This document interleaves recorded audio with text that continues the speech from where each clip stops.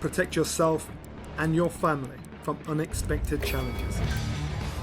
Consider accident-only income protection. Click the link in the description to find out more.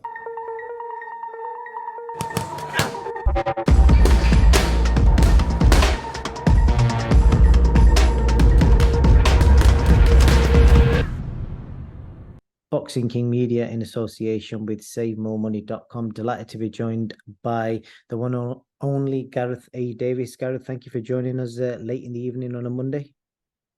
Pleasure. Great to see you. Hope you're well. I'm good.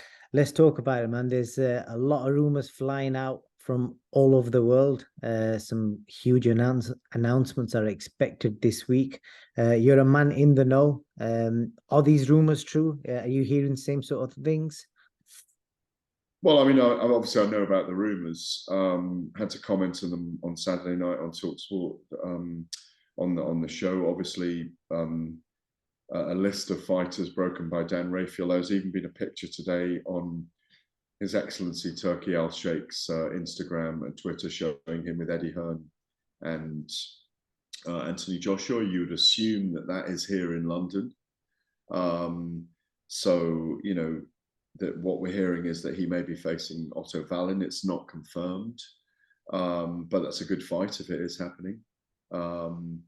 Also, Deontay Wilder and Joseph Parker is being discussed as rumours as well. If that fight happens, I like it. I don't think they were ever going to put Wilder and Joshua in the mix as well as against each other straight away, even though that's been talked about for 5 years now. But overall, you can see, even though there have been so many people complaining about the heavyweight division's best fighters haven't been fighting each other, at the very least, if you've got Wilder and Joshua in that milieu, in that mix, and fighting in Riyadh on December the 23rd, obviously it was going to be Tyson Fury and Alexander Usyk originally, wasn't it, for the undisputed title? But that's gone by the wayside because of, you know, injuries to Tyson Fury or him physically not being ready for Alexander Usyk after the Ngannou fight.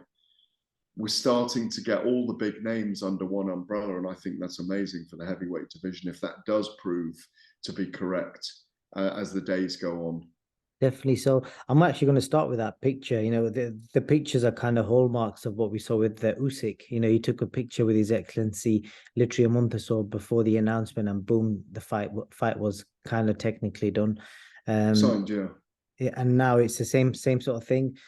What do you think of Wallin as an opponent? Because he's only got one loss against Tyson Fury. It's not an easy fight, is it?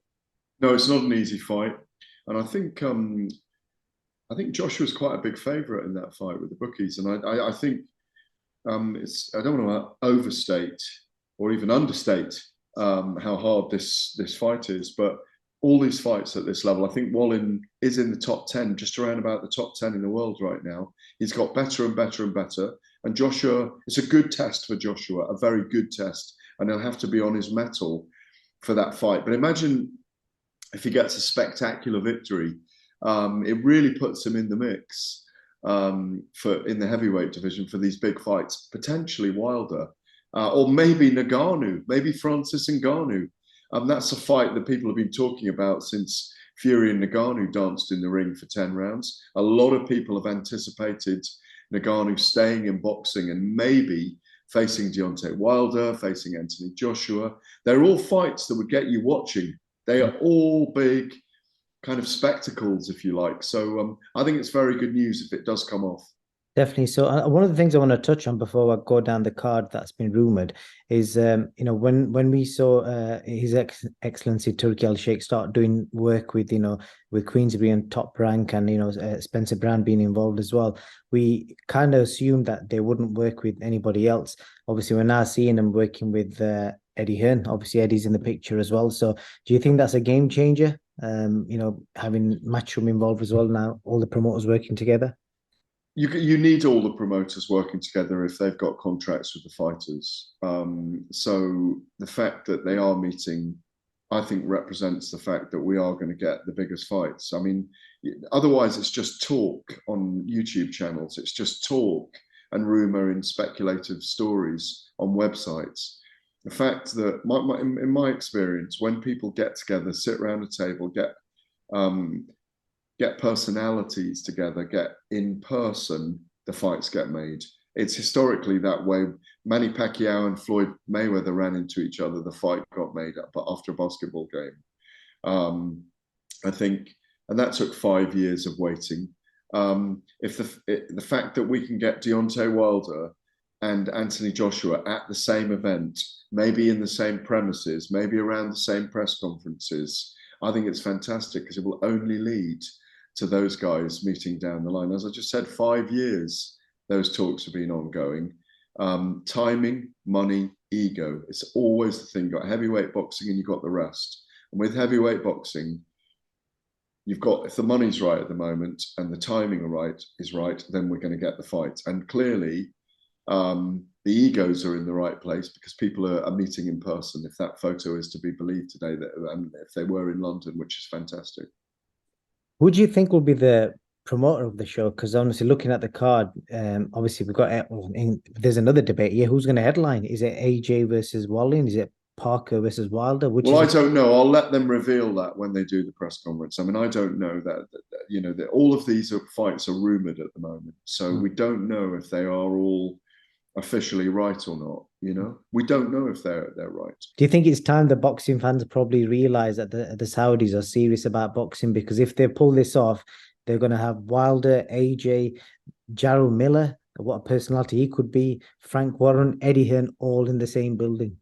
Yeah, well, what's wrong with that? I mean, for why shouldn't we have everyone? Great, why should there be fissures and crevices and gaps and caveats between different promoters and different fighters? They should be sitting around the table. But they don't. They should be meeting. I think they do. I think Ben Shalom's revealed to me in the past that he meets once or twice a year with George Warren, and they try and go over not clashing on different months and different days. And I think Frank Smith of Matchroom meets as well in those get-togethers. It's really important for the future of boxing that all the promoters do work together and they don't keep the guys apart and they don't keep themselves apart, because that's the way, you know, that peace is made, if you like.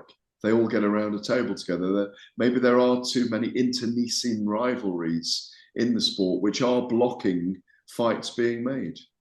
100%, I agree with that. You know, just from your experience in the game, Gareth, what do you know, if again these are rumored fights, if it is Wilder versus Parker and AJ versus Wallin, which one would you think, like in your head, should be headlining, and which one's a co-main event? Because either one could be, couldn't it? Well, you've said it. You've said it and you've answered it. Both fights are worthy enough to be the main event. So I don't. That's where the ego comes in, perhaps, with all the guys deciding on who should be walking last and who should be walking first, and who should fight first and who should fight last. I'm sure they'll work that out over the next few days if they are going to announce it all. And if it is Jarrell Miller against for Daniel Dubois, which is again a rumored fight, how do you see that as, like a, you know, is it a 50-50 fight? Because obviously Daniel's coming off a loss to Usyk and Jarrell's kind of been out the limelight for a while. Yeah, he has.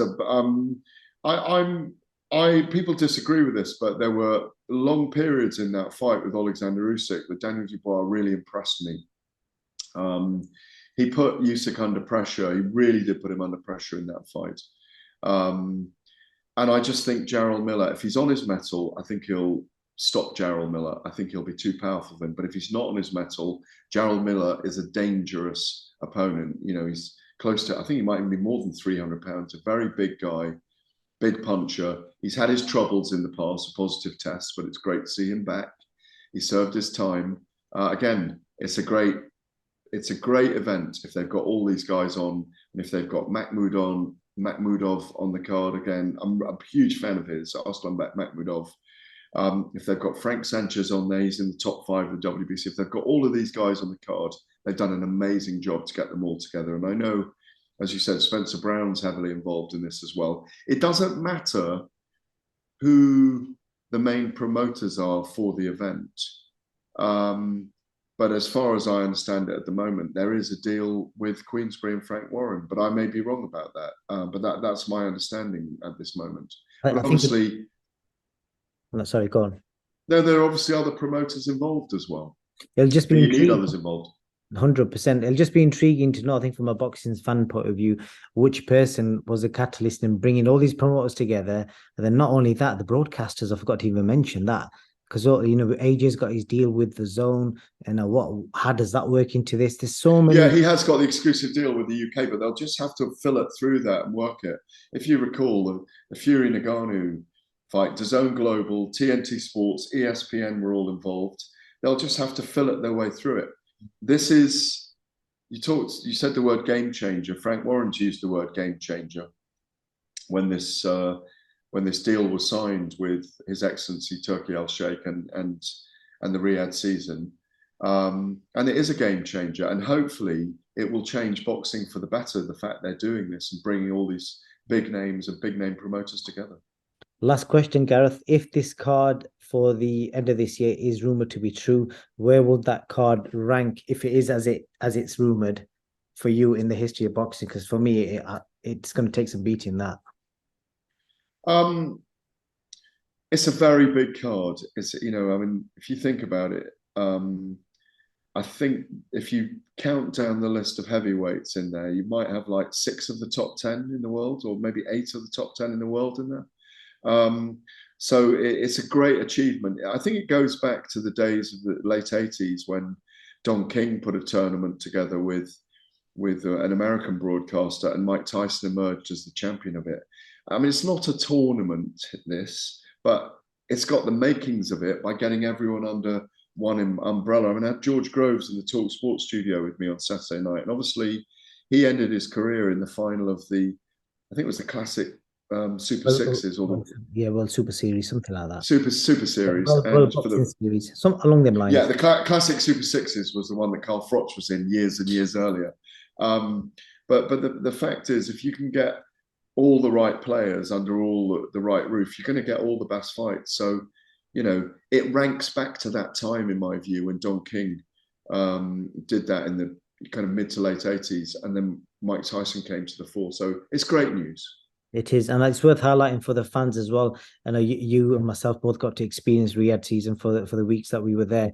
What a great place Riyadh is, and if you're going to go and explore the local amenities that you can also do as well as the boxing, what a place to go.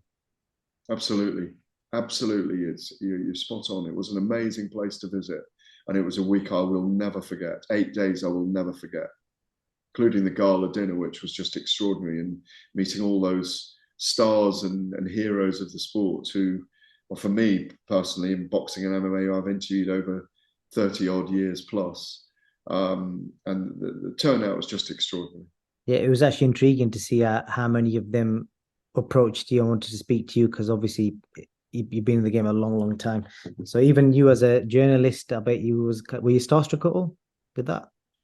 I wouldn't say I was starstruck, but it was just overwhelmed. It was a very warm, it was overwhelming at times. It was a very warm feeling, and a feeling of looking back over time and realizing that, you know, you'd spent, you know, a lot of your lifetime involved with a lot of these people, and it's an amazing group of people, and we work in an incredible industry. 100%. It just didn't seem real. But Gareth, I really appreciate your time. I know you got another appointment, so I'm going to let you go, top man, and hopefully we'll see each other. Fingers crossed this week.